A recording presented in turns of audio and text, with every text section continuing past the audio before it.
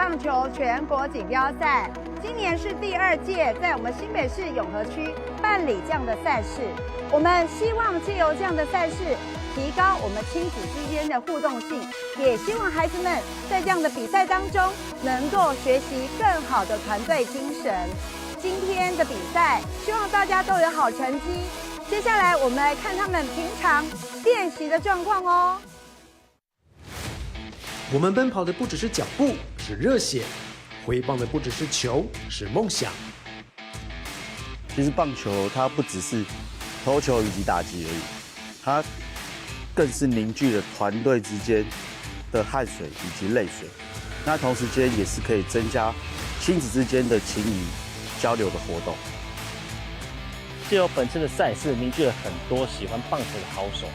那其实棒球是一个不断失败率极高的运动。在每次失败的时候，我都会去探讨成功之道，在下一次的训练，特别的去把它经营起来，这将会获得最大的成就。站上打击区，精准挥出每一球，我们不断找寻彼此的默契。这不只是运动魂，而是亲子间的力量。调整得很好，因为 U18 强度比较高，所以我们会更认真练习，然后把练习当作比赛在练。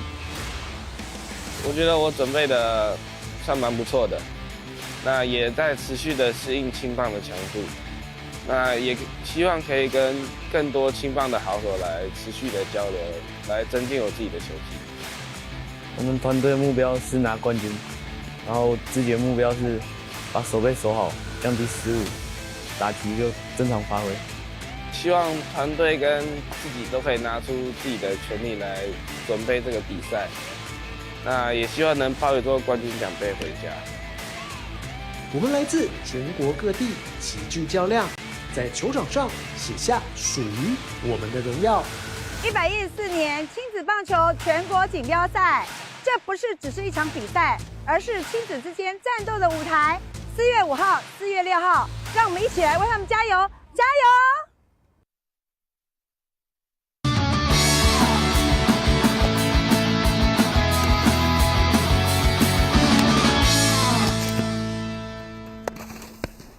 ！114年亲子棒球全国锦标赛，今年是第2届，在我们新北市永和区办理这样的赛事。我们希望借由这样的赛事，提高我们亲子之间的互动性，也希望孩子们在这样的比赛当中，能够学习更好的团队精神。今天的比赛，希望大家都有好成绩。接下来，我们来看他们平常练习的状况哦。我们奔跑的不只是脚步，是热血；挥棒的不只是球，是梦想。其实棒球它不只是投球以及打击而已，它更是凝聚了团队之间的汗水以及泪水。那同时间也是可以增加亲子之间的情谊交流的活动。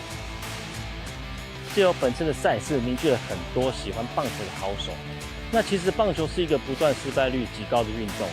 在每次失败的时候，我都会去探讨成功之道，在下一次的训练，特别的去把它经营起来，这将会获得最大的成就。站上打击区，精准挥出每一球，我们不断找寻彼此的默契。这不只是运动魂，而是亲子间的力量。调整得很好，因为 U18 强度比较高，所以我们会更认真练习，然后把练习当作比赛在练。我觉得我准备的算蛮不错的，那也在持续的适应青棒的强度，那也希望可以跟更多青棒的好手来持续的交流，来增进我自己的球技。我们团队的目标是拿冠军，然后自己的目标是把手背守好，降低失误，打击就正常发挥。希望团队跟自己都可以拿出自己的全力来准备这个比赛。那也希望能抱一座冠军奖杯回家。我们来自全国各地，齐聚较量，在球场上写下属于我们的荣耀。114年亲子棒球全国锦标赛，这不是只是一场比赛，而是亲子之间战斗的舞台。4月5号、4月6号，让我们一起来为他们加油！加油！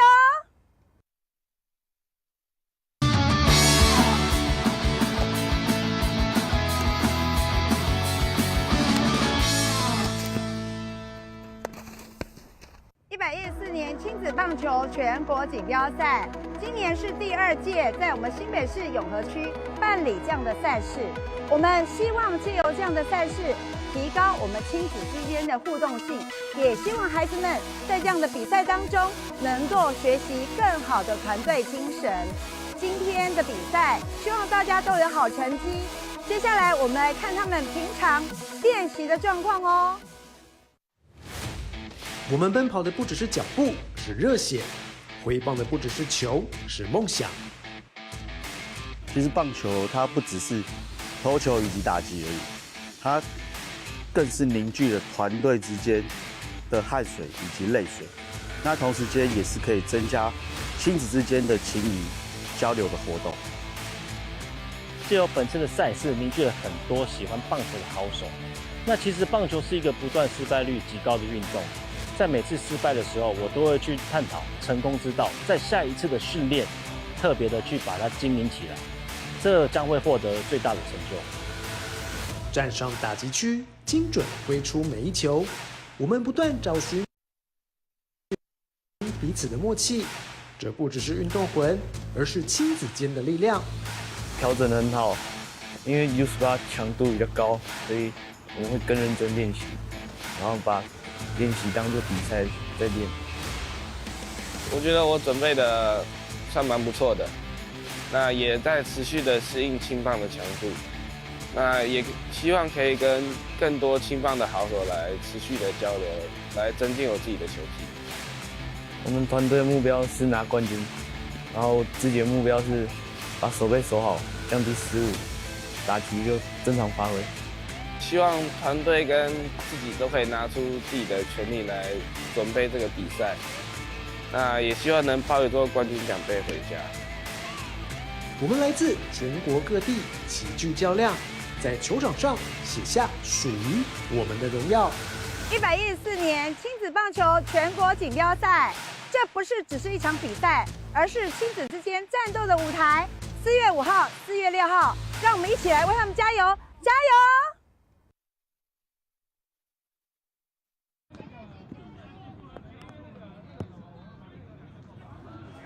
Hello， 所有热爱棒球的球迷朋友们，大家好，大家早安！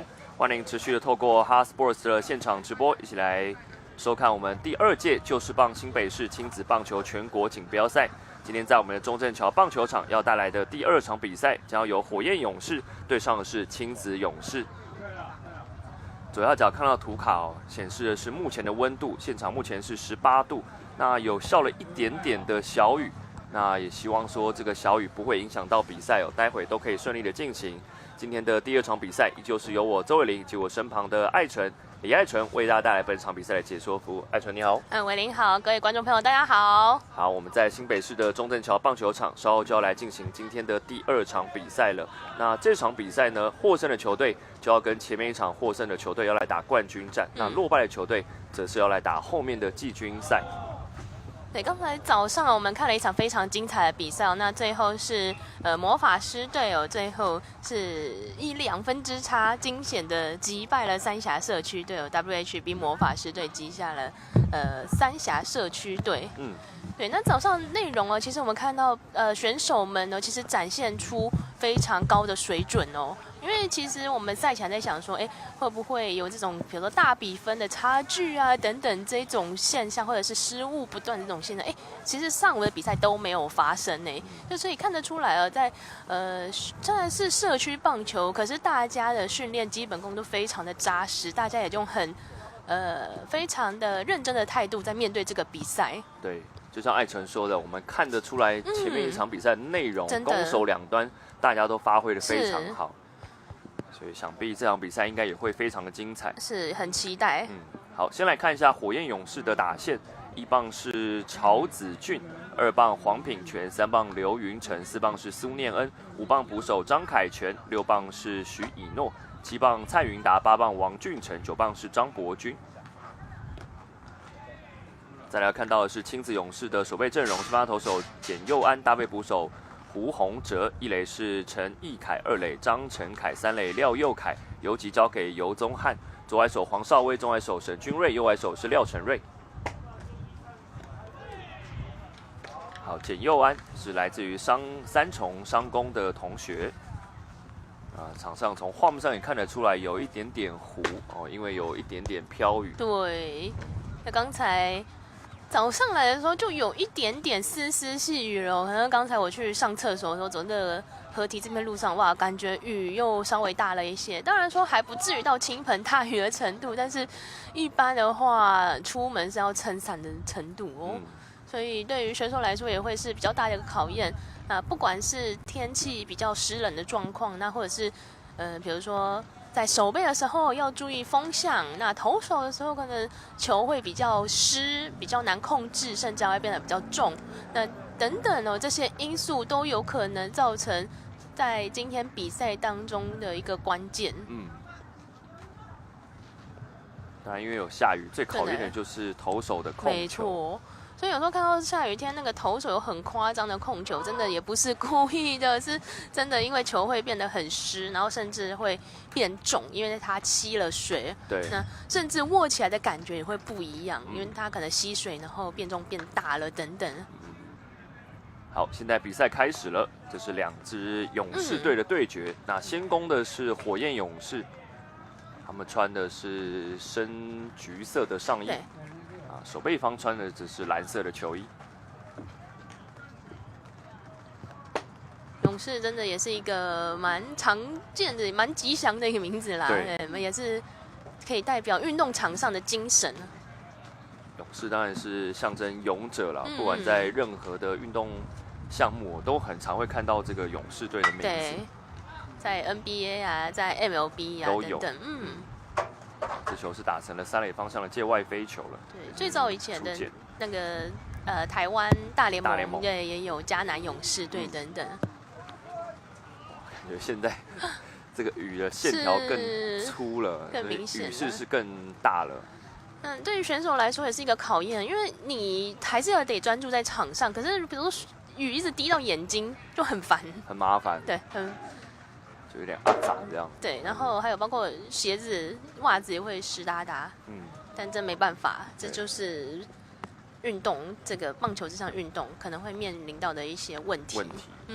好，打者这个球是挥棒落空，遭到了3振。出局的是火焰勇士的开路先锋曹子俊。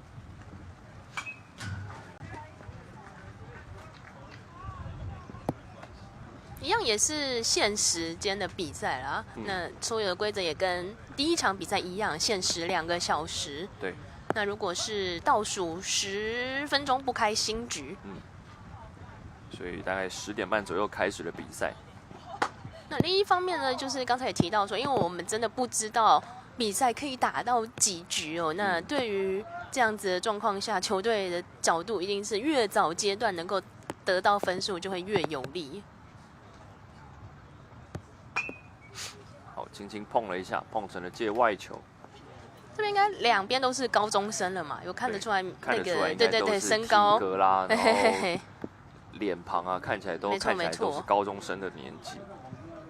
不晓得里面有没有选手是有打那个黑豹旗？是哦，对。哇，自打球好痛啊！哇，打着痛到跪倒在地，可能要请防务员赶紧上来关心一下。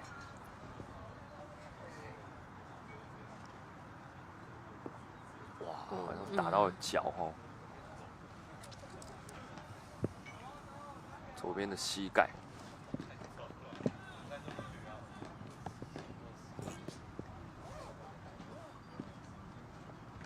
现在还是咬着牙持续的回到打击区。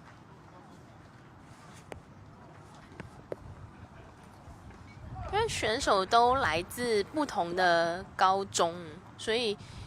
可能在各自如果有参加各自的校队的话，当然也是有可能平常有去打其他的比赛。投手面前的反弹球直接接到，对，没有问题，处理起来还 OK。投手手应该觉得有一点点麻，但还有出局数有抓到，应该是震了一下。看一下打出去，康贝克，然后投手拦下来。快形成了2出局，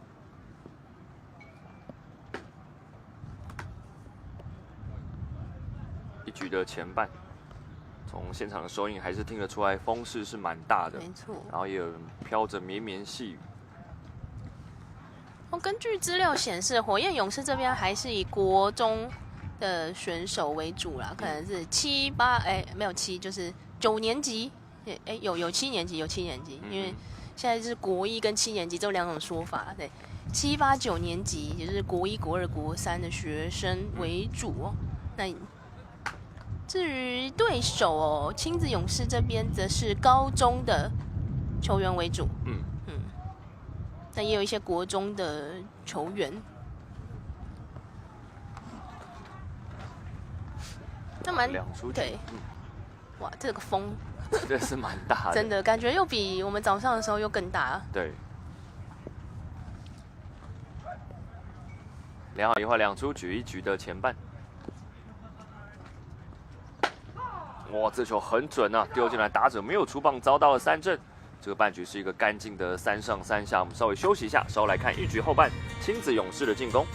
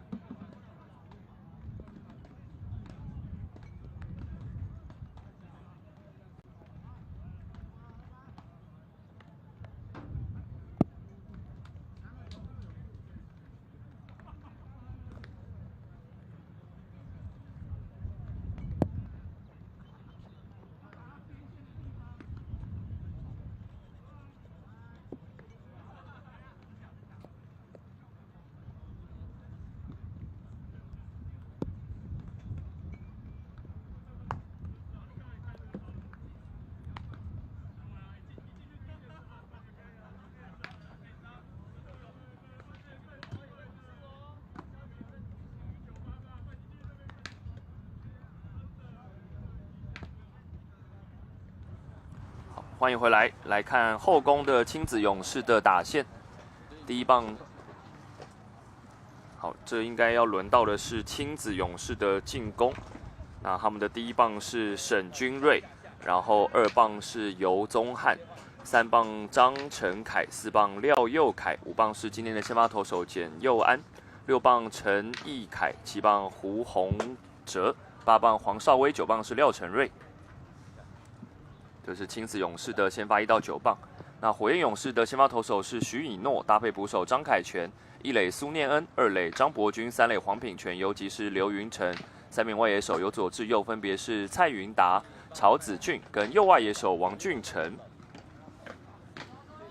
前面一个半局是一个3上3下。那许以诺是这场比赛球队的先发投手，他是来自于康桥国际学校。这应该是新店区，还有蛮多地方都有这个康桥实验中学。对，那虽然我对康桥国际中学的了解不多，不过是蛮强调这种双语的，那甚至英语的比重也蛮重的。所以在课业方面，然后包括课业方面，还有其他的技能的培养、才艺的培养也相当的重视。我记得之前播 Hard Sports 的比赛，应该是前年的蜻蜓水球。当时这个康桥国际学校就还蛮多是蜻蜓选手、水球的好手。对，这个学校还有非常多的校区，有青山，还有秀冈。就是除了一般因为我们一般的学校可能就是就是一个学校的建筑物好了，那建筑物旁边有一些像是公园这样绿地，好让你跑跑跳跳，大概就这样的感觉。可是像这样子的康桥这样的学校，他们可能不把学习局限在校园里面，可能会有一些，比如说到上山下海这样子啦，去让学生们尝试各种不同的体验。这球右半边的界外球，就是说这个学校它除了我们刚刚前面介绍它是双语学校之外，而且它是强调均衡发展。没错，就课业当然很重要，但是课业之外哦，其实也这个非常的关键。对，那在运动方面，像刚才比如说蜻蜓好了，那也许有的学校还有骑马等等一些比较难以体验到的这种运动啊活动啊，其实在这样的学校啊，还会有一些课程会安排给学生们，让他们拥有不一样的尝试。是，好，这球拉回来，右半边滚地球，一垒手拦得很不错，接到之后自踩一垒，抓到了这个半局的第一个出局数，出局是沈君瑞。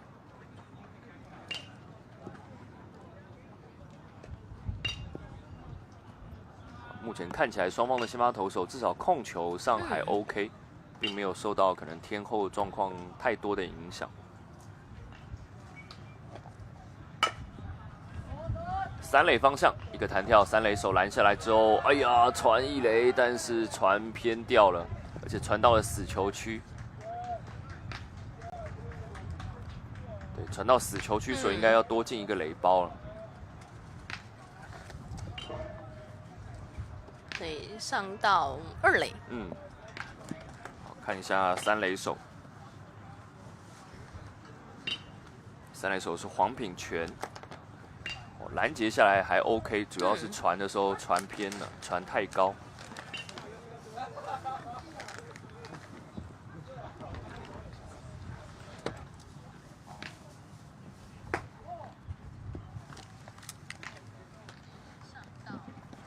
现在是一出局，二垒上面有跑者，打者轮到的是张成凯，来自于恒毅中学，右投左打。变化球三垒方向的界外，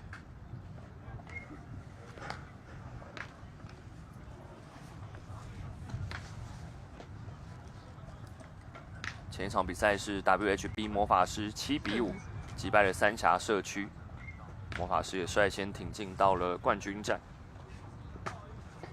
缩着手打，没有挥到良好球。以社区棒球这样的形式哦，那不同的学校的成员哦都可以来这边打球。那当然，另一方面是，训练的氛围不会像，先看一下场内，应该是打到车布边了。二垒跑者已经要准备回到本垒攻下分数，回传球 safe， 攻防这里是 safe， 所以这支安打带有着1分打点，在1局的后半，亲子勇士就率先攻下分数了。张成凯的安打帮助球队先取得点。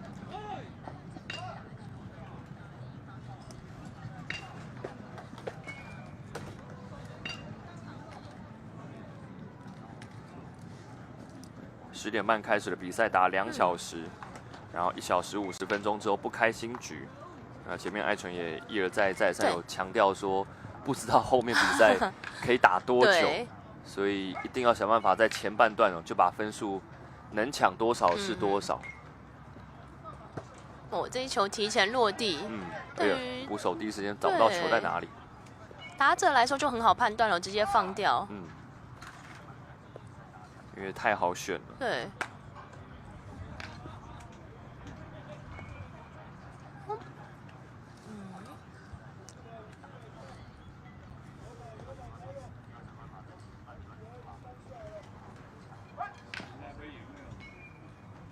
考验徐以诺。对，我看到徐以诺现在在这个投手球上投手，他拿的手套并不是投手手套因为投手手套它前面那个会挡起来，就是让大家看不到他的球路。可是应该会比较大一点他前面的没有挡起来，这个，对他前面没有挡住那个他的球路。对，所以合理推测也是一个2刀流。2刀流，可能也是野手了。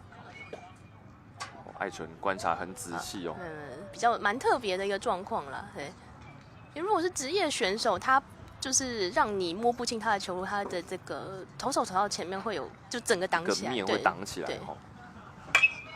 好，这棒打成一个滚地球，在游击方向有一手拦截下来之后，行进间传上一垒，但是也传偏掉。那传偏的话，跑者就回来了。张胜凯回到了本垒，攻下了球队的第2分。这个半局是有一点点手背的状况，所以火焰勇士掉了2分。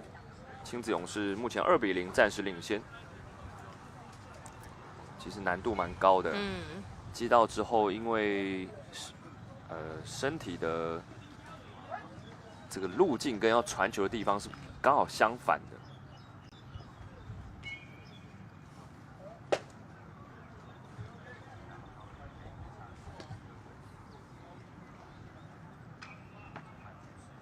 2分差，打者轮到的是简佑安，今天亲子勇士的先发投手。哦，跑了，跑了，这个球打成了一个飞球，但是掉了下来，是因为刚跑者一直在确认说这个球到底会被接杀，还是会落地。跑者做的很好的是，他虽然这个提前起跑，但是他还是有盯着球，看一下这个球，但一开始好像有要被接到的感觉，他有先刹车一下，对，但后来持续观望，对，但是确定球落地了，你看原本有一个往回的动作，现在赶快再拔腿往前狂奔。所以这都是一些比赛中的细节，跑者也都做得很好。对，简佑安，今天球队先发投手就敲出安打上垒。亲子勇士的打者已经要轮到第6棒了，陈义凯，来自于新北市的新泰国中。蛮有趣的，刚好今天的先发阵容里面有3位名字，有凯这个字，心字旁的凯。对，所以看到说，这个年代可能这个比较受欢迎的名字那个趋势，对，看起来真的是会有这种有趣的感觉。3棒、4棒跟6棒，他们名字最后一个字都是凯，而且都是心字旁的凯。哇，这一棒打得非常的强劲，打穿了中间的防线。那2垒跑者现在观望一下，停在3垒上面，回传球有传到本垒。好，那这支安打没有办法带有打点，不过持续让队友有后面继续更多进攻的机会。对，这一球真的直朝投手就是中线的方向而去哦。那投手自己没有拦到的话，后面的野手再来补其实也来不及，但所幸是比较短一些哦。对，以守备方来讲，那至少有把跑者先挡在3垒，至少没有让伤害再扩大掉分。不过这一球真的攻击的非常有计划性直接往中线而去。下一棒轮到的是胡宏哲，球队的先发捕手。这个半局亲子勇士已经有敲出3支安打了，再加上对方几次的守备失误，现在2比0暂时领先。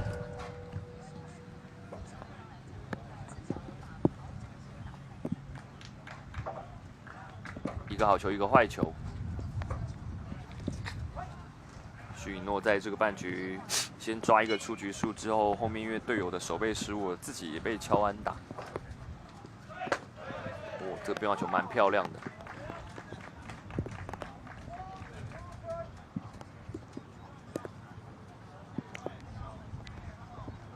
现场的雨势我还不停歇，对，良好一坏，辛苦大家了。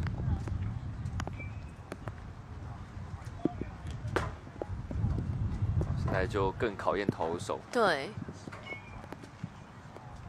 现在3个垒包上都有跑者，那必须稳住稳住心情虽然这么冷，然后又身体全身湿哒哒的。对。又腹背受敌，真的还是只能专心面对眼前的打者。良好3位满球数，蛮累。当然，如果再丢坏球变保送，就要再挤回1分。守备方当然会希望有一个滚地球可以来策动双杀。哇，仔细的选球，选到了4坏球保送。胡宏哲上1垒，那这个保送也挤回了3垒上面的队友。廖佑凯回到本垒攻下了球队第3分。哇，这又更加印证了雨天投球真的很困难。对，而且好像雨势对更大了哦。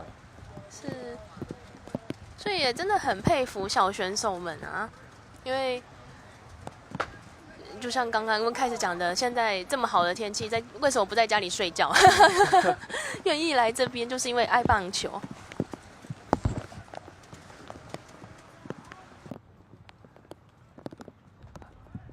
3-0。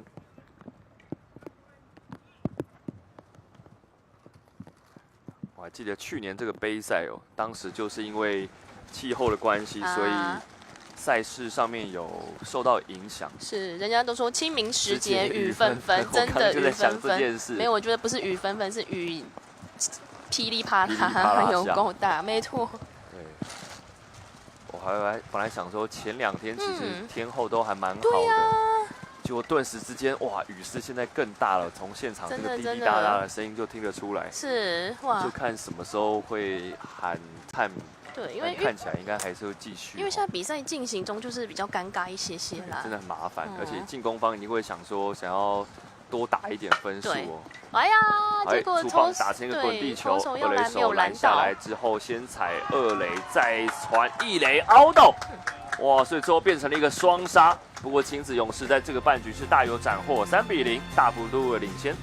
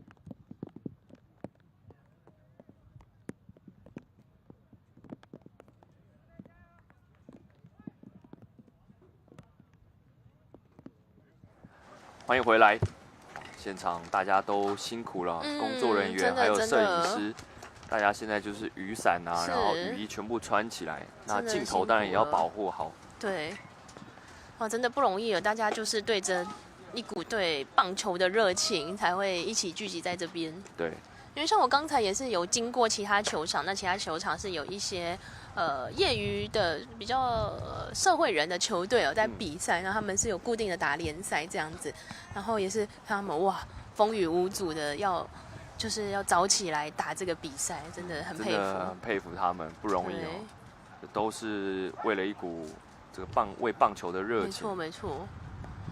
那所以也要再次提醒选手们在场上拼战，要注意自己的安全。对，这是最重要的。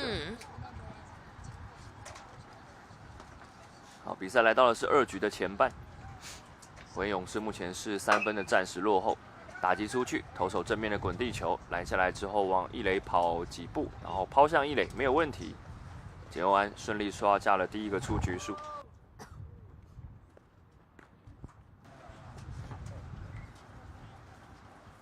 好，他上来之后已经连续抓了4个出局数了。对，等于说今天还没有让对手踏上垒包。刚刚也查了一下简佑安他是3重伤攻嘛，他是有打黑豹旗的。哦，确实对，而且他是3重伤攻的王牌投手。哇，也难怪。我对这个名字蛮有印象的，我记得好像有播过他哈。哇，原来又再次见面了，是对。然后他的最快球速，他接受报道说最快有132。哇，这个以社区来讲，应该已经是超级王牌了。很不容易，对。对，难怪对方现在好像怎么打都连球都碰不太到哈。对。他说他国小就加入了社区棒球队，然后本来是担任外野手，然后丢球的时候，教练觉得他的协调性很好。对，刚才也是非常漂亮一记慢的变化球，把打者给吊到了，抓到了第2个出局数，是一记3振。打者张凯全是挥空遭到3振，2出局。今天也是担任王牌角色，第1场比赛就先发挂帅，最快132，然后他的拿手球路是滑球。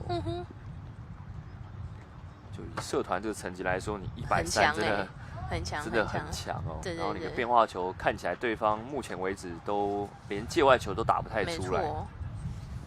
导播又来给我们看到是投手之间的对决，许宇诺对上简佑安，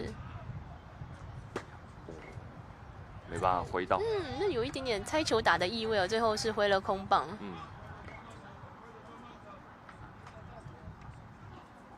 为什么要做投手之间的对决呢？那也是因为投手像我们一开始讲的，被认为棒球70%比赛的关键，所以投手的对决又会觉得感觉更有话题。对，好，这个球打者没有出棒，主审判定是好球进垒，拉起来，哇，这个半局3个出局数，又是干净的3上3下，而且还送出了2K。休息一下，稍后回来。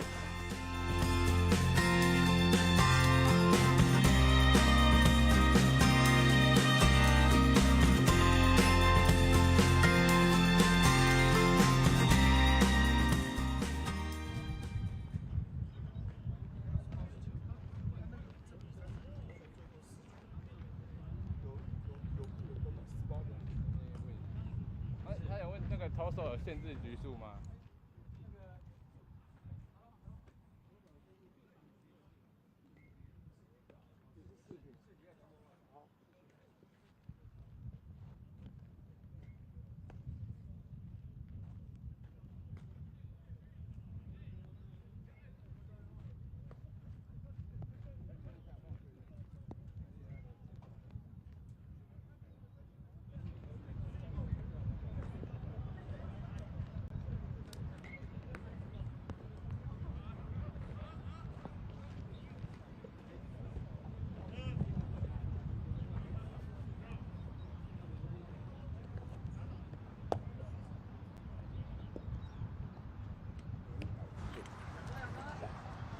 欢迎再回到中正桥棒球场，欣赏第2届就是棒新北市亲子棒球全国锦标赛。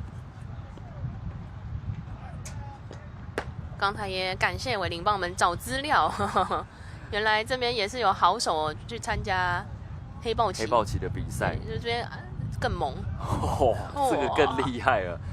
这个是这么冷的天气，直接展现6块肌。他就是想抢镜头，对不对？没有啦，是真的训练也是很扎实。而且这个胸肌粒粒分明哦。现在是下着，这已经不是绵绵细雨了，这雨是蛮大的。很猛就觉得高手在民间。对。看他等下会不会经过我们这边？对，抓来主播台访问。没有啦，开玩笑。真的，他找我们这边。对，就在我们很狂主播台后面。现在是穿夹脚拖这样经过，蛮佩服的。真的蛮有趣的，因为平常。如果是在一般的球场，就是比如说平常的职棒球场好了，那或者是其他好一垒方向的滚地球，其他在这个建筑物分离的有这种隔间的球场里面，就比较不会有这种这么亲民的感觉。对，接地气。在这里比赛就感觉蛮有趣的，就是球场第1排，什么事情都可以看得到。摇滚区。对。亲子勇士在前面1个半局1局下半打了8个人次，靠着对方几次守备失误跟3支的安打攻下了3分。好，这球没有办法拦下来。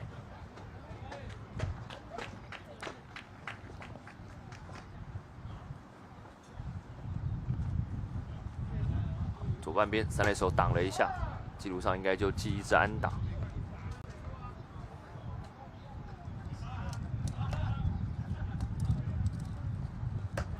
超球安打的是第2轮的第1棒沈君瑞，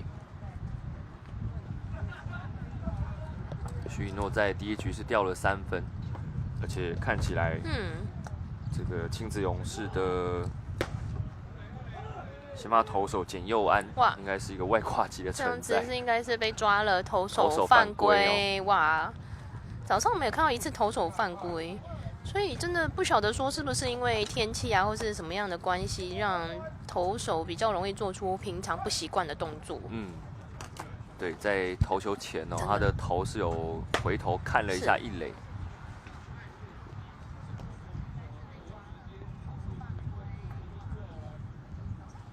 所以这个投手犯规让一垒跑者现在上2垒了。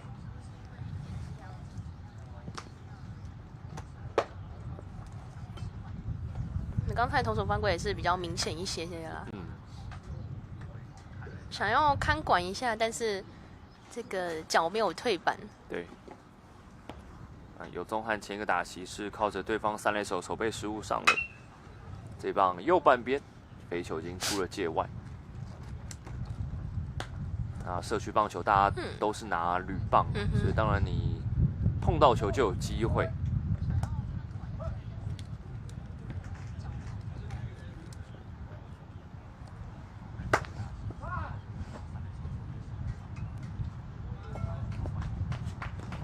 保送四坏球保送。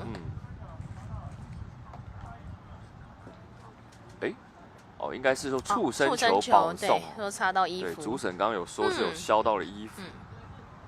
对，因为我刚刚也还在做球速确认，那主审自己有解释了，是说削到衣服。再看一次。对，打者有闪，可能也觉得比较靠近他。直接上来以后抓第一球攻击，打击是张成凯。张成凯前面一个打席的2垒安打带有着1分打点。北包上面现在有2位的跑者。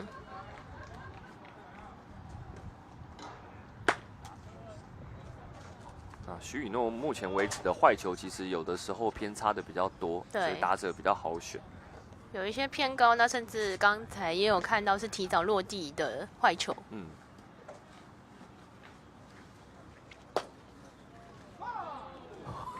主审判好球，2好1坏，因为打者好像第一时间有先放掉了。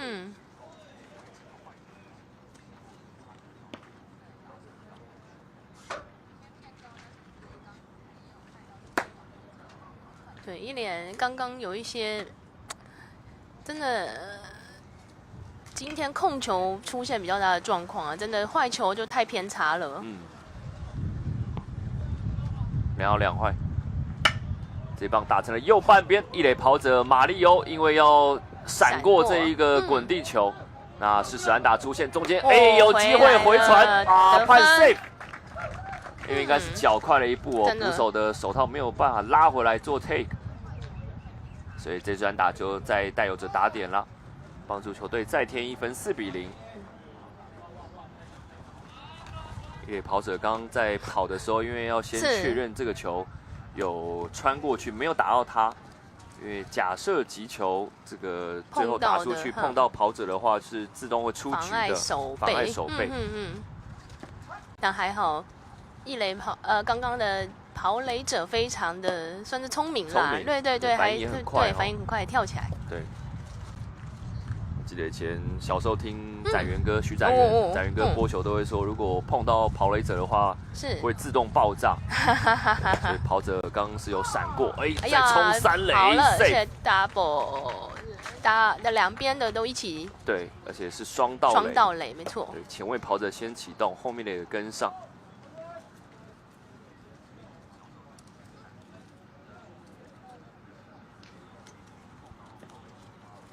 进攻方来讲，当然就是想要再多抢一点分。没错。好，这一棒打成了一个飞球，在右半边，是不是判断上面有一点点瑕疵哦？一开始是往前跑，损失大了，后面往后冲，哇，那看起来应该有机会2分都要回来了。哇，击跑员已经上3垒了，击球跑垒员上到3垒了。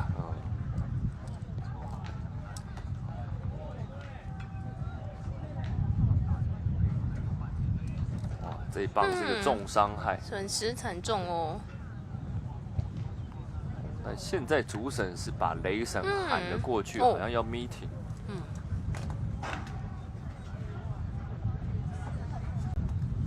确定是要讨论什么事情是的，看一下待会看慢动作会比较清楚。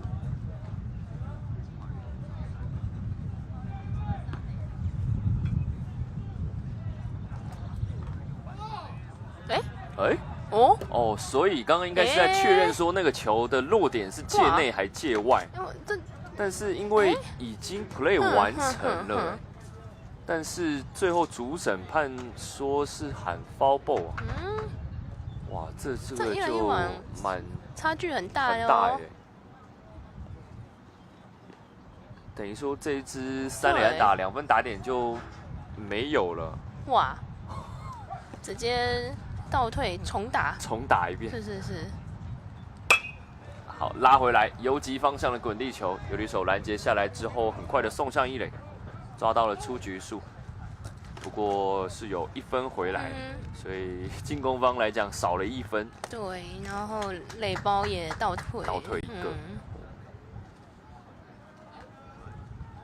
好，游击方向，这红土是有一点点湿滑的，但是处理起来还 OK。啊，一垒的，应该说一垒手也有看着后面的跑者，因为有往前冲，也赶紧去传3垒。那当然，因为受到场地限制的影响，他在这边在外野这边界限就比较模糊一点点哦，才会造成刚才这个界内界外球的判断。对。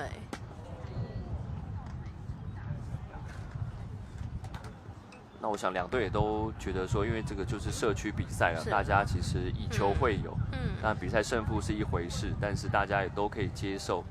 像刚刚这种，可能有的时候，这个大家主审啊、大会员也都很辛苦。打得蛮强劲的，又找上了游击手，这个弹跳比较强，一开始没有接得很干净，传一垒也是 safe。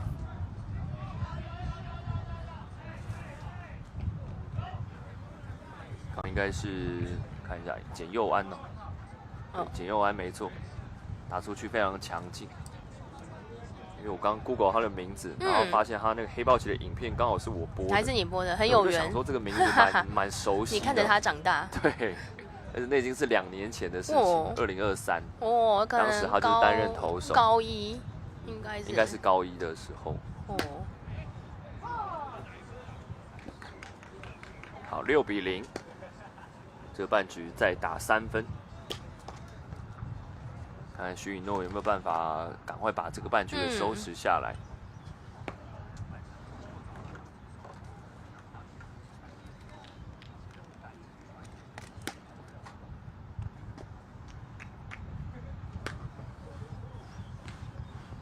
打击区上面的是6棒的陈义凯，前面的打席也是有敲出安打。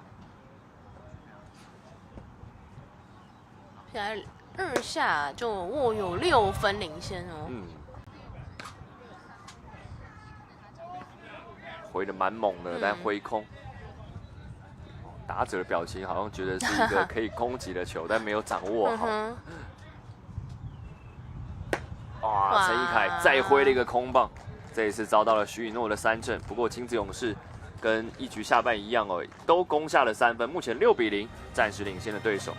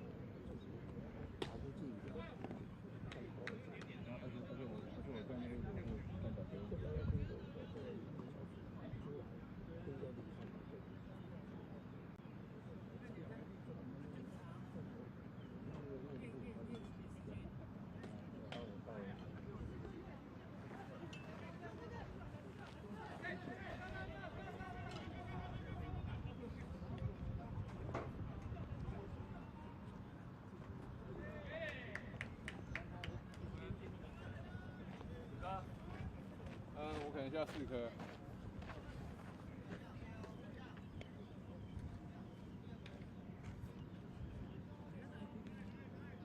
因为如果它切到里面去，跑到那个里就要这样。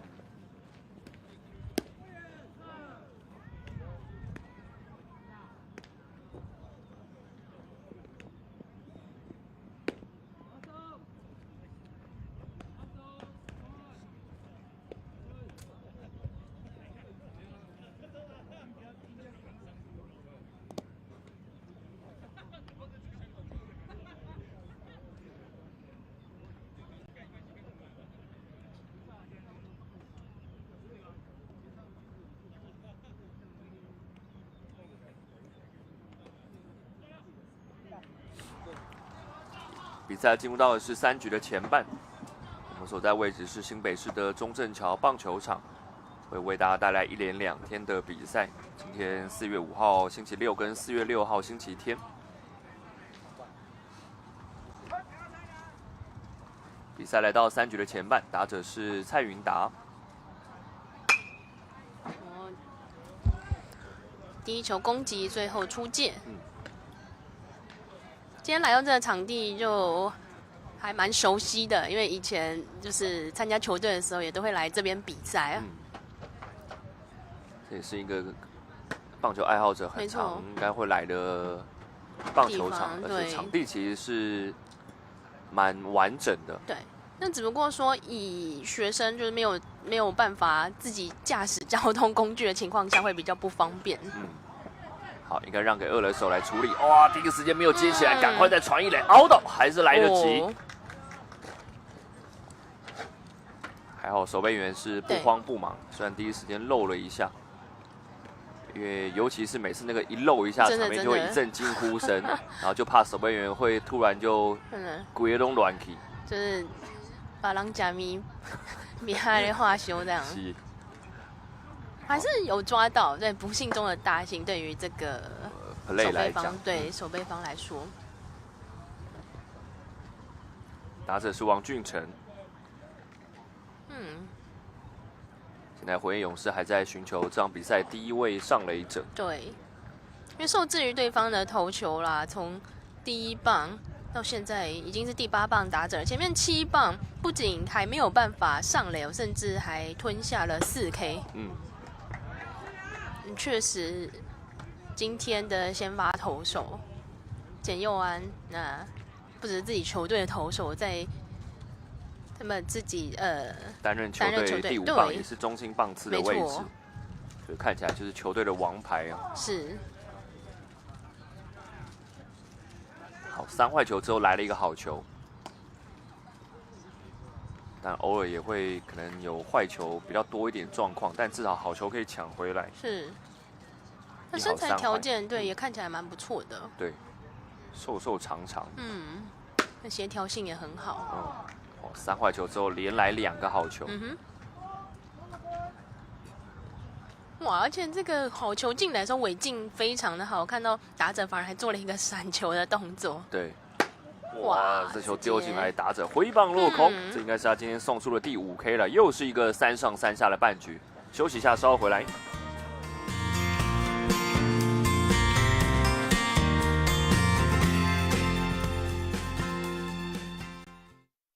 好，应该是2出，好，应该是1个出局，2出局而已啦。现在是第9棒。对，现在应该是第9棒，刚刚是第8棒的打者，刚刚送出的是第5K。好，应该是今天第2次有点晃神了，跟大家说声抱歉。所以应该3局的上半，现在是2出局，打成了一个飞球在右半边，1垒手接到，好，没有问题。把这个飞球给顺利接杀，好，确认一下，这是第3出局数，没有问题啦。再度跟大家说声抱歉。好，我们再度的休息一下，稍后回来。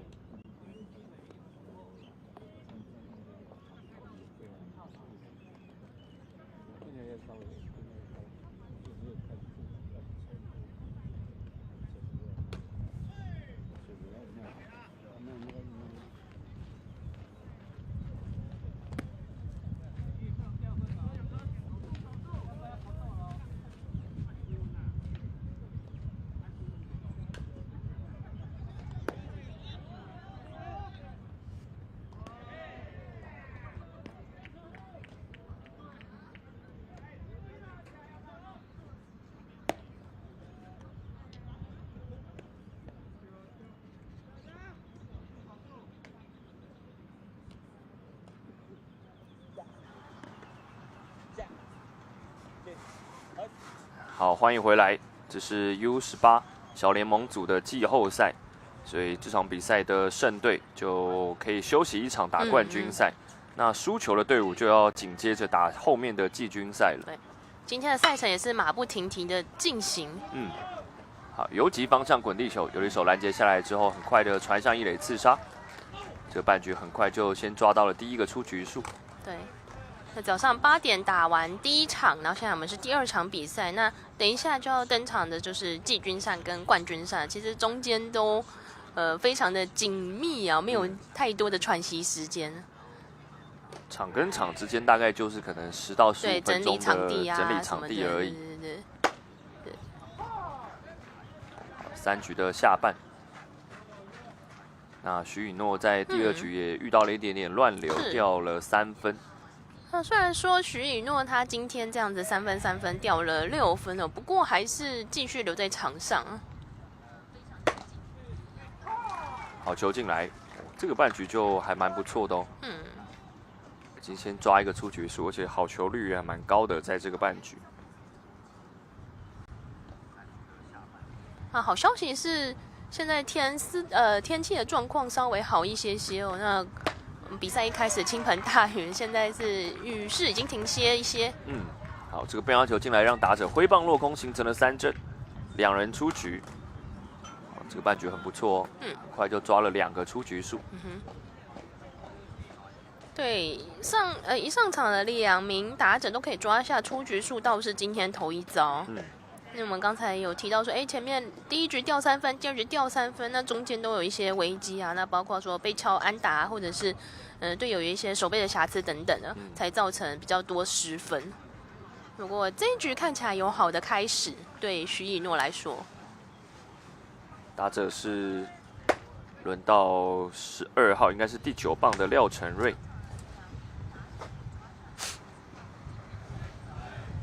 廖承瑞前一个打席是滚地球遭到刺杀。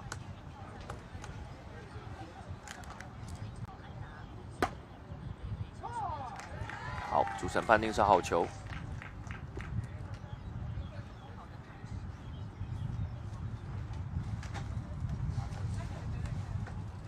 3局的后半2出局，这棒打进了场内，在中间方向，让2垒手来处理，没有问题。哇，抓到了这个半局第3出局数，是他这场比赛第1个干净的3上3下的半局。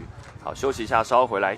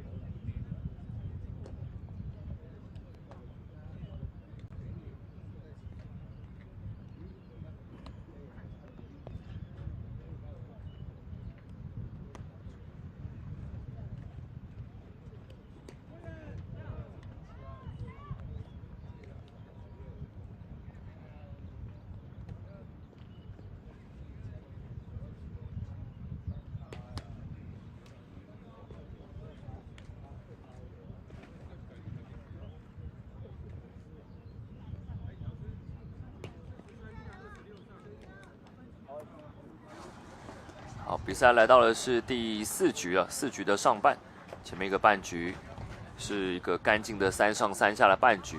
那现场的气候状况温度还是蛮低的，但至少好消息没有再下雨了，所以前面一个半局投手也这个随即回稳啊，是投出这场比赛的第1个3上3下，没有让对方金子勇士再攻下分数。在火焰勇士这边，我先发投手稳定下来之后，就看打线能不能给予支援。因为到目前为止都还没有办法，对，没有办法突破简耀有安的投球。已经4局上半喽。对。那前面刚好对9上9下，9上9下打了1轮。很积极的攻击，第1球看一下到界外有没有机会。应该已经上到了3垒的界外区了。哇，这边接界外球也要小心，因为旁边蛮多障碍物的，甚至一些凹凸不平的地方。简佑安在第1轮面对对方是9上9下，而且还送出了5次得3振。等于有一半左右的打者都是0 K 回家。对，其中1 K 就赏给了现在打击区上面的曹子俊。对，开路先锋。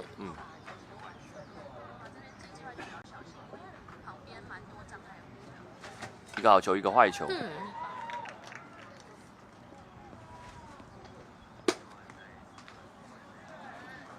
打者当然火焰勇士这些同学们可以再想办法多看几个球，有没有办法选到对方的坏球，然后靠保送上去。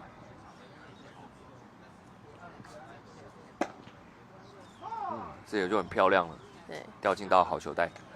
那刚才我们有讨论那个许以诺的手套嘛？那看到现在简佑安的手套就是投手的手套，他的那个前面有挡住，让大家不会看到他在握什么球。对，这也是职棒场上投手都会采取这样子的手套的形式。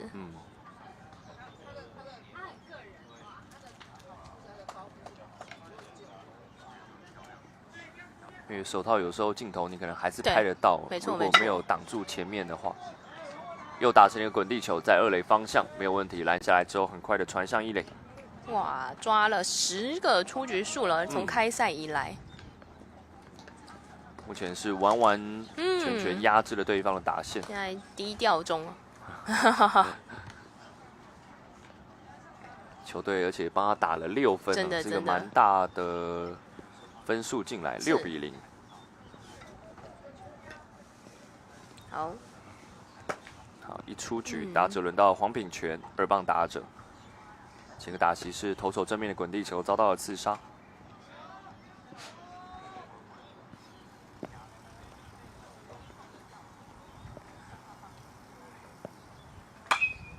这棒打击出去，但应该打成了一个内野的冲天炮。3垒手，我看了一下，没有问题。很惊险，但是游击手嘴巴张的大大的，蛮惊险，但还有顺利接杀。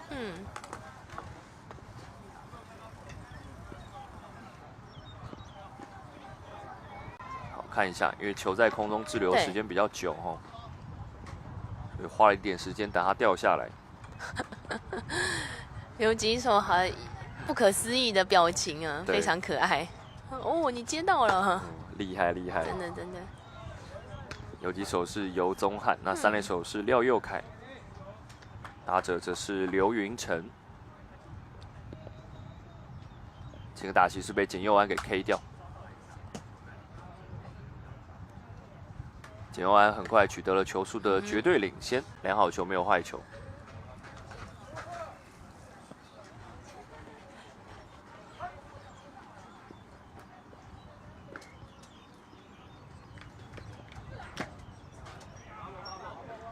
应该是个界外球，对，还有打击的机会，有碰到都有机会哦，就看有没有办法突破对方的投手简佑安。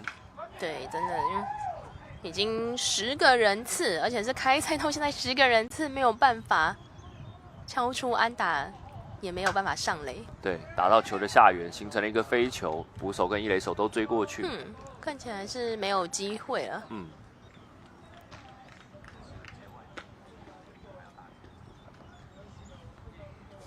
依旧是良好球没有坏球。那不有像这样的情况下，那如果左打者，然后如果有脚程的话，会不会来一些特别的想法？对，都可以尝试看看哦。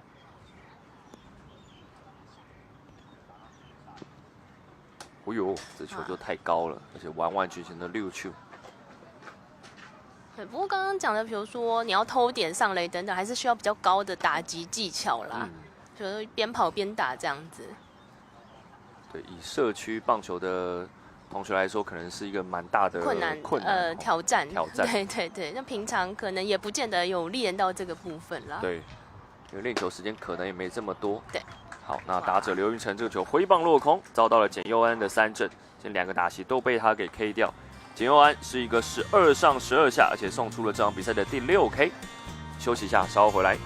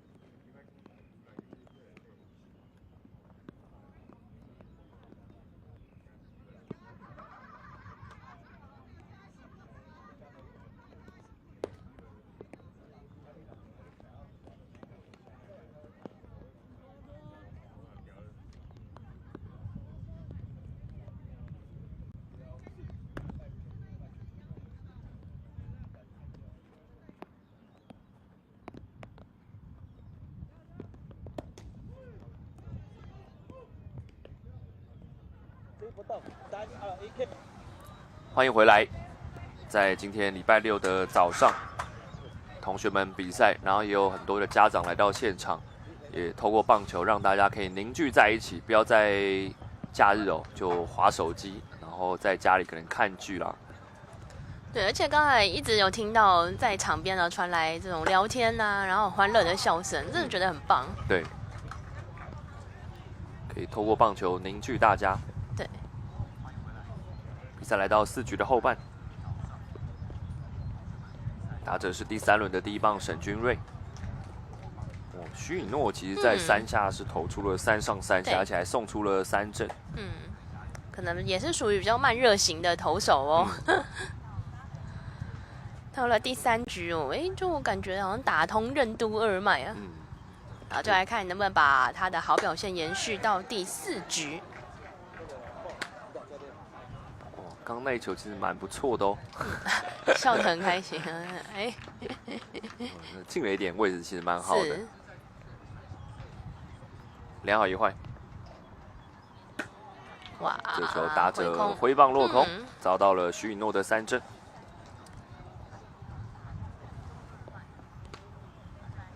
好，侧面镜头看一下，打者小去碰，但没有碰到。那其实从刚才一些教练跟选手的互动，我可以感觉出来，其实是蛮紧密的。那甚至也比较没有距离，比较不像说，传统的球队在训练上有很严格的师徒，或者是这种上对下的感觉。那感觉大家相处其实亦师亦友啦。对，是蛮好的，不对，会有太多的问题。那包括像是刚才说的，家长在旁边聊天为什么也很欢乐，真的是全家可以一起参与的活动。右半边一垒方向滚地球，拦截下来没有问题。哇，连抓6个出局数，跨局的连6个出局了。对，想问他刚才到底做了什么调整？怎么可以这么快的时间判若两人？对，还是刚才有去骰骰子骰到6？ 2出局哦。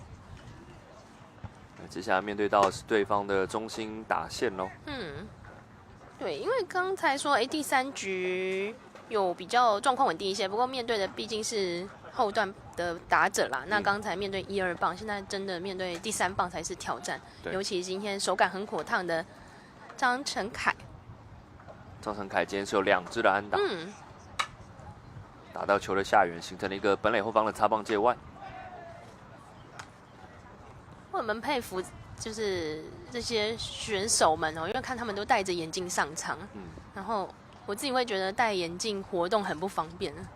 有的时候其实是有点卡的。对，但他们可能也是习惯了，然后加上还是青少年时期啦，可能还是以戴眼镜为主。那隐形眼镜也许不太适合，那当然也不可能去做那个手术等等。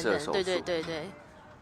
当然，也有一些人可能觉得他戴隐形眼镜并不是很习惯，对，还是戴一般眼镜。是，我就很佩服，因为像现在今天下雨，一定那个镜片上面都是雾气都是水，那个雨水。对。不过还能这样子有好的发挥也蛮不容易的。真的不容易。好，张成凯挥棒落空。而且像他戴的这种应该是这个全视线，就是只要是有一点阳光，它的镜片会自动变色了，保护眼睛。看到对，保护眼睛。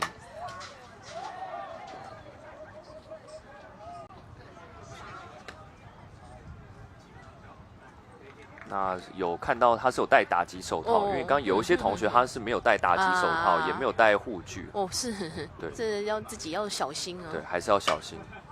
这棒跟得很不错，但是跳起来，直接被3垒手空中抓飞鸟，把这个飞球给接杀。投手厉害哦，连续2个半局都有稳定下来，投出了3上3下。休息一下，马上回来。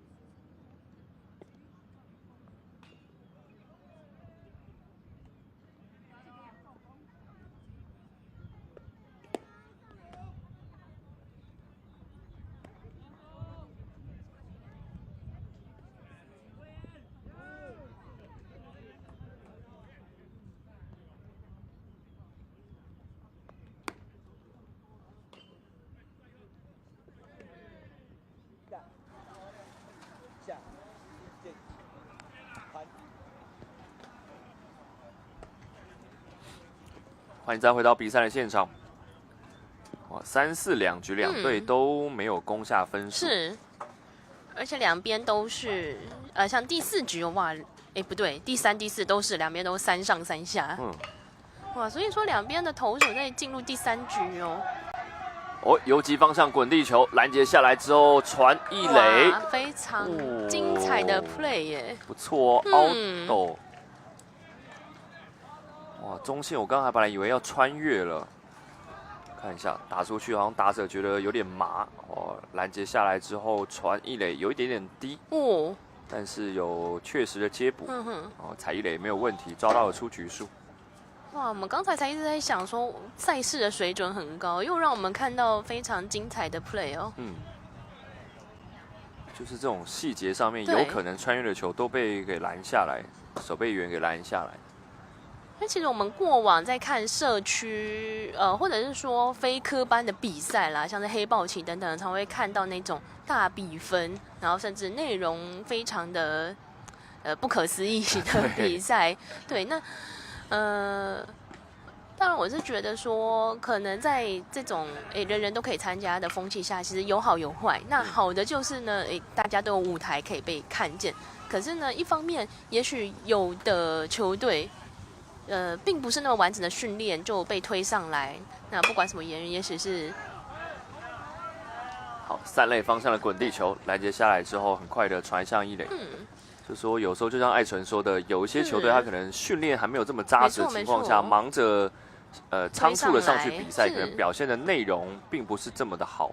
对，并不是这么的好。那当然，两队选手受伤的风险也都增加，其实并不是这么乐见的事情啊。但是从今天的2场比赛都可以看到，这些选手应该是长时间的接触棒球这项运动。那即使只能练习每个礼拜一小段时间，可是他们都持续的投入，然后所以有今天这样子很扎实的呈现。是，因为今天这2场比赛打到现在，我真的觉得内容是非常非常的好，真的，细节大家都做得很棒，投打手啊各方面都很不错。对，那就看一下，又是投手对决了，是看一下低调中的简佑安，对。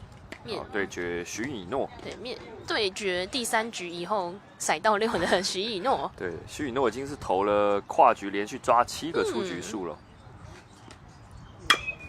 这棒打击出去，游击方向2个弹跳，游击手没有办法拦下来，哇！第一个上垒者出现了，完全比赛破功啦！第一个上垒者，哇！但其实。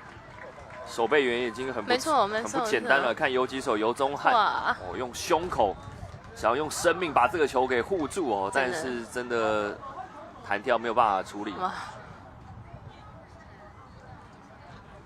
所以教练现在喊了暂停，可能要关心一下有没有事哦。是。那以简佑安来说，我虽然追求完全比赛这样子的梦想破功了，但你目前内容算是非常好的一个比赛。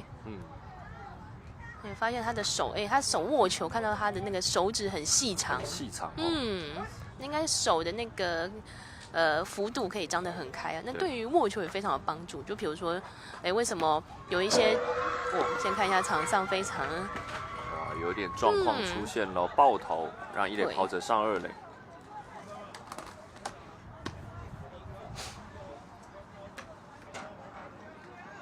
可能想要扣变化球，但是提前落地。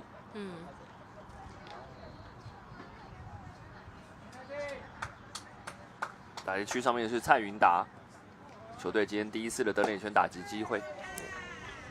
那简佑安这边虽然说让打者踏上了垒包，出现今天第一个上垒者，不过还是要把心情稳定下来。教练喊暂停，教练喊的暂停。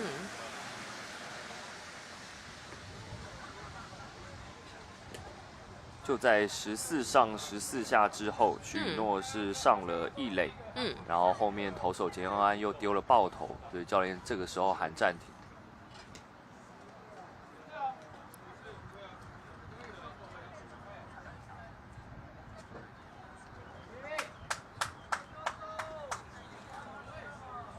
我看起来应该没有什么，只是做一个单纯的关心跟提醒啊。对，好球，队现在是6 6分领领先，没错。好，垒包上面的跑者现在倒上了3垒。兵临城下，对，然后旁边一直就听到有人说到本垒，我们一步一步来一啊，步一步来。对对对，对，因为差6分对其实蛮多的。哦，直接讲到本垒，到底直接讲真真假假，假假真真。哦，碰了一下，打成了擦棒界外。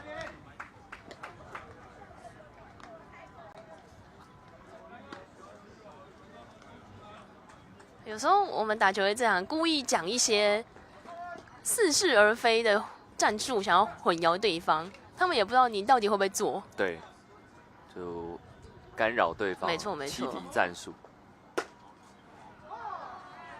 3坏球之后连来了2个好球，形成了良好3分满球数。看看火焰勇士有没有办法在这个半局从简佑安的手中抢下分数。对，而且现在兵临城下，来到了3垒的得分大门口。哦，太高喽，4坏球保送。所以简佑安今天的第1个保送，这个时候丢出来。不过是还没有，应该也还不。刚那个在游击那边算失误，还是看一下记录？对，看一下记录这边，是记失误了。是。哦，两边好激动。有人哦。哦，失误，对，那就代表说，安打还没有出现，其实。对。哦，看起来这个呛死机会要换代打。哦。因为是轮到后段棒次哦，前面其实后段棒次都被简佑安给压制住。他手指真的是蛮细长的，真的，因为像王建民、王哥哥，他的手也是很长，然后很大，可以这个握球，就像他的声卡球这样。所以在投变化球的时候就蛮吃香的。哇，是不是做这个近远啊？对，因为本来换代打是廖博凯，然后直接把垒包给填满，闪过他。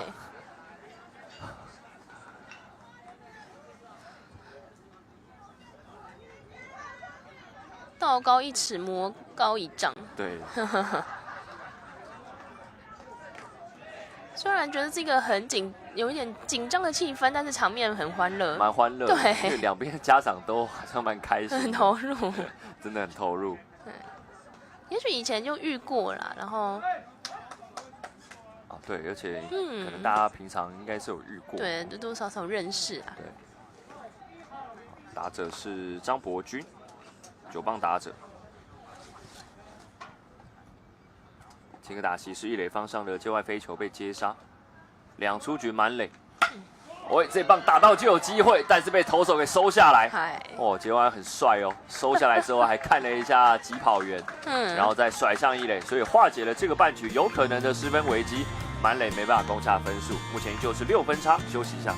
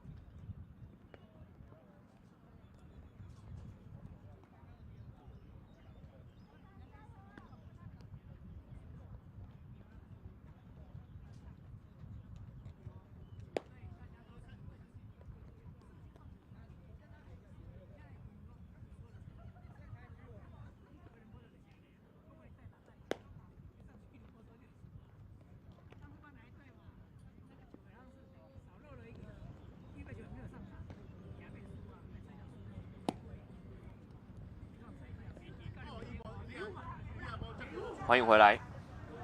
那场边观众还是有撑伞，因为还是又开始飘了绵绵细雨，但应该不会影响到比赛的发展。对，真的谢天谢地。因为后面其实也还有2场季军跟冠军赛，希望可以顺利的继续完成比赛。好，那现在换投手了，换上是原先的中外野手曹子俊，背号81号。所以徐以诺刚其实有慢慢的渐入佳境，3、4、2局都没有让对方上垒。曹子俊是左投手，来自于景美国中。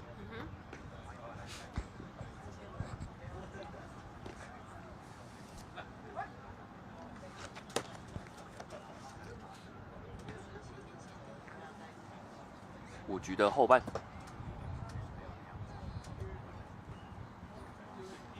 打者是廖佑凯，4棒打者。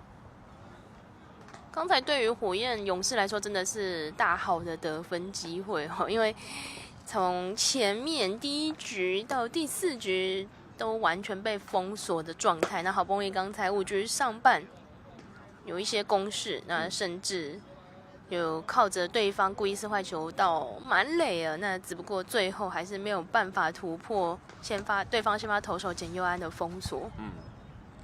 所以因此现在还是6分差，那火焰勇士还没有办法添得分数。对，比较可惜哦，满垒，但是1分未得。真的中了满垒计。对。被算到了，真的那个你换代打，我就来个故意失坏，没错没错，就是一个蛮好看的对决。对了，在职棒场上也常常会有这样子，斗志斗力。有的时候因为前面进援保送，后面那一棒就突然爆气。真的对啊，跨挖没可以，跨挖某对，他攻了。对。哇，这一棒打成中线。非常强劲哦，形成了一支安打。所以在对方换投手之后，这时候4棒的打者廖佑凯敲出了安打上垒。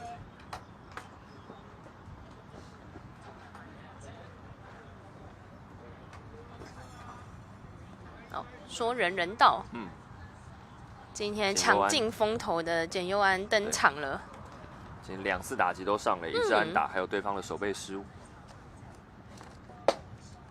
那刚才也提到，在投手球的表现也很亮眼。今天简佑安前面6次的3振，只让对方虽然已经有上垒了，但是目前也还是有一个记录可以来挑战看看。哇！foul ball 界外，缩着手臂打，那最后这一球窜出了界外。如果在界内的话，也会非常吓人。对。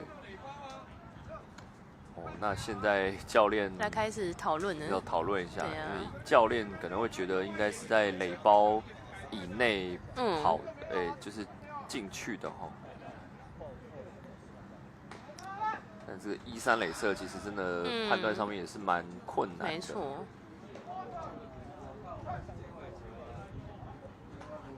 哦，现在有画面，看一下球有没有通过。好，那。现在这个球在游击方向，可以拦下来已经很不错了，但已经变成了一支安打。对，简佑安就说：“哎呀，我不跟你们这么麻烦啦，我直接直接敲安打。”没错。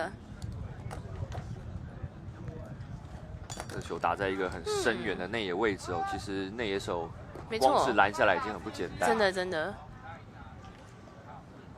他们的这个动作，手背动作也非常的扎实。那可见的，平常虽然说，可能不多的练习时间，但是他们都有好好的把握，然后找到方法练对的东西。对，因为从比赛结果呈现的内容看得出来，一定是花过时间来做练习。没错，所以真的也很佩服，因为我们刚才也一再强调说，今天来比赛的是社区棒球球队，那代表什么？代表他们平常是各自属于不同的学校，然后他们有自己的课业，那或者是有另外参加自己的社团、自己的才艺啊，或者是其他的有兴趣的东西，会可以多元的发展。打者是47号的徐永乐，这时候换代打。因为先打者是6棒的陈义凯，没有人出，举攻站1、2垒。哎呦，哦，打者其实身体是往后缩，但是是一个好球。现场雨势又开始加大，没错，听到我的耳机传来滴滴答答的声音，就知现场道。声音就听得出来。垒上跑者起跑，两边2位跑者都跑了，去判 safe， 两边 everybody safe。2垒跑者倒上3垒，1垒跑者简佑安也倒上了2垒。看一下起跑时机，其实抓的还蛮不错。那因为是左投手，他看管1垒当然是很方便了，但是要看2垒就稍微比较麻烦。哇，真的。光是传准已经很不容易了，就在短时间内，对捕手真的是一个很大的考验。没错，没错。徐永乐的打击，提前落地的坏球，还好没有弹得很远，捕手赶紧去把它拿起来。捕手是82号的张凯全。同学们撑住啊！真的，加油加油！1好3坏。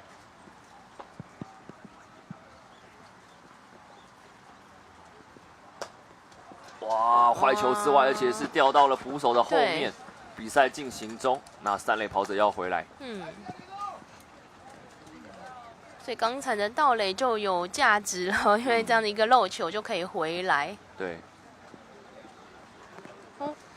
是不是因为雨势过大，所以先紧急召集双方的球员跟教练？那因为是第7分回来了，对，看起来有可能比赛就会这个样结束了哦，应该会裁定。对，那应该就是双方已经列队了，那举手啊都握手了，所以最后的比数就是7分差，由后宫的亲子勇士打败了火焰勇士，也恭喜亲子勇士就挺进到了冠军战。稍后就要跟 WHB 魔法师在这个后面的第4场比赛冠军战要来碰头。